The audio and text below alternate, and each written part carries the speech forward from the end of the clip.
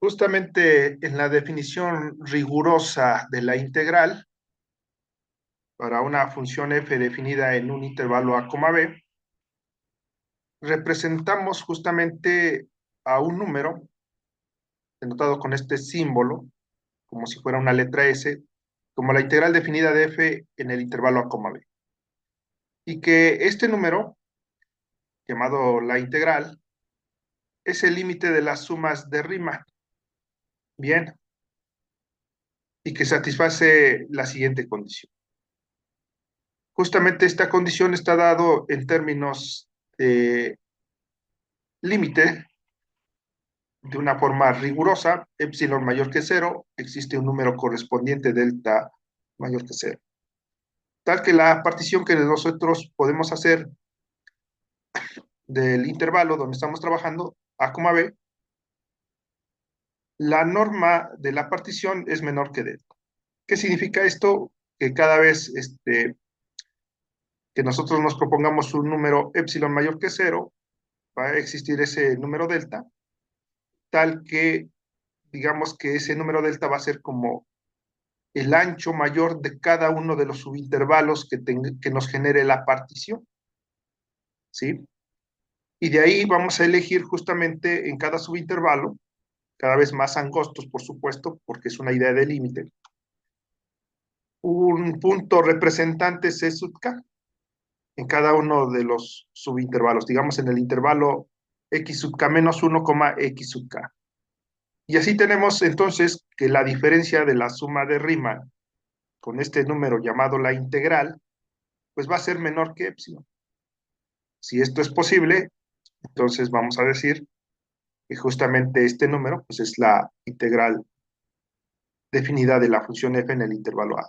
Nos referimos a esta letra o a este símbolo que va a ser el símbolo de la integral y al que le decimos que es la integral, justamente. Es como una S. Bien, la definición incluye un proceso de límite, ¿sí? En el que la norma de la partición tiende a cero, es decir, cada vez hacemos más angostos los subintervalos para construir los rectángulos que nos van a ayudar en la aproximación del área.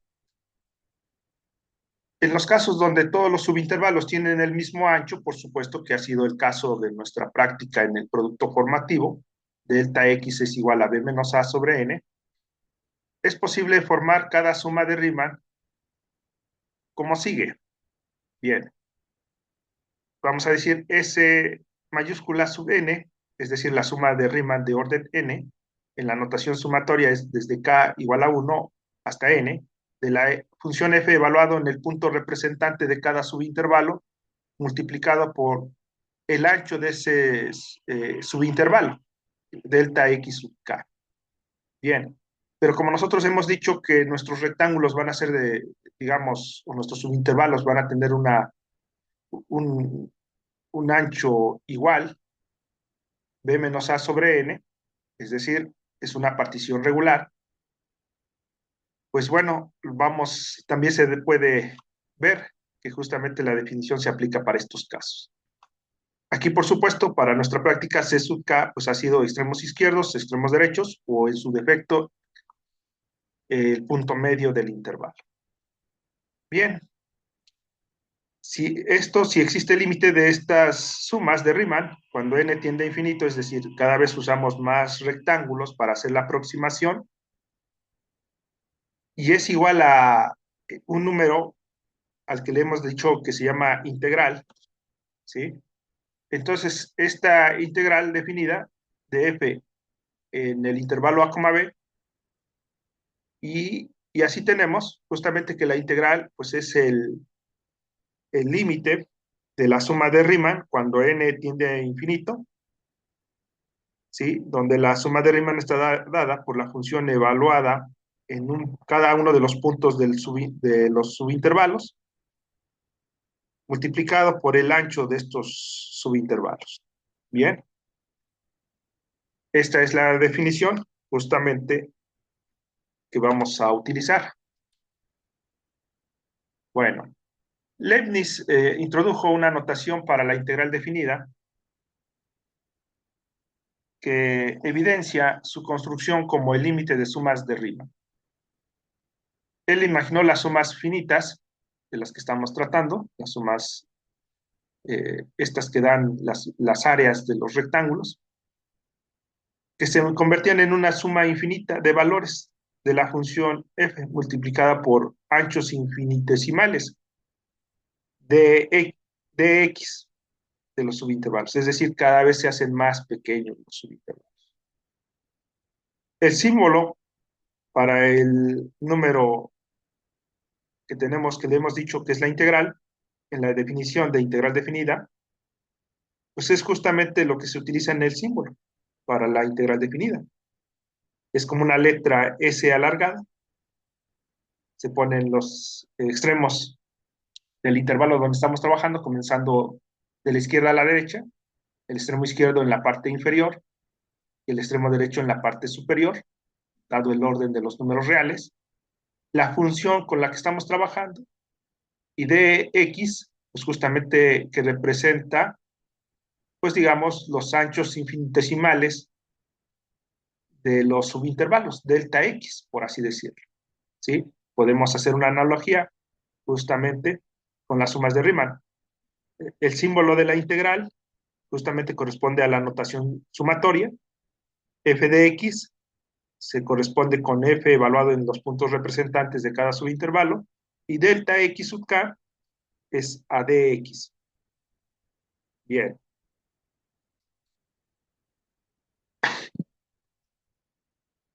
El símbolo de la suma, pues ya lo hemos dicho, se reemplaza en el límite por el símbolo de la integral, cuyo origen pues es la misma letra S de suma. Y los valores de la función f de la función se reemplazan por la selección continua de valores de f de x de la función. Los anchos de los subintervalos se convierten en la diferencial de x, ¿sí? Justamente aquí en este punto que estoy explicando en el tercer punto.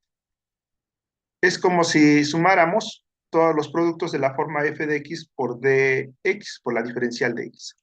Bien. Cuando x ya va de a hasta b. Bien, aunque la notación captura el proceso de construcción de una integral, es la definición de Riemann la que da significado posible de la integral definida. Bueno, entonces no vamos ya a usar justamente este límite, sino vamos a crear procesos o procedimientos más directos, ¿sí? De la integral de f desde a hasta b. Continuamos. Bien. El símbolo para la integral, en la definición de la integral definida que nosotros vamos a utilizar, la integral de a hasta b, de f de x de a hasta b, por ejemplo, se va a leer así. La integral de a b de f de x, ¿sí? Entonces, la integral nos referimos al símbolo a y b, a los extremos del intervalo donde estamos trabajando o donde estamos calculando la integral de la función f, que depende de x, es decir, la diferencial de x, o la integral de a b de f de x con respecto a x, también puede decirse así. Bien, las componentes de este símbolo de la integral también tienen nombres. Por ejemplo, tenemos el símbolo de la integral, por supuesto, es esta letra S alargada. Vamos a decir que el extremo izquierdo del intervalo va a ser el límite inferior de integración. En la parte superior tenemos el extremo derecho del intervalo, que le vamos a llamar límite superior de integración.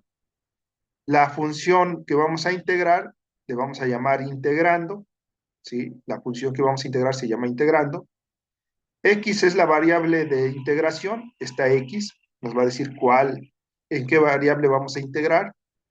Eso puede ser porque justamente f puede, no es que dependa de dos variables, sino que más bien que tenga algún parámetro que no necesariamente se conozca su valor, pero que no sea la variable x, por supuesto, o que no sea variable, nada más que sea un parámetro, dado bueno, digamos que el contexto de lo que representa la función f.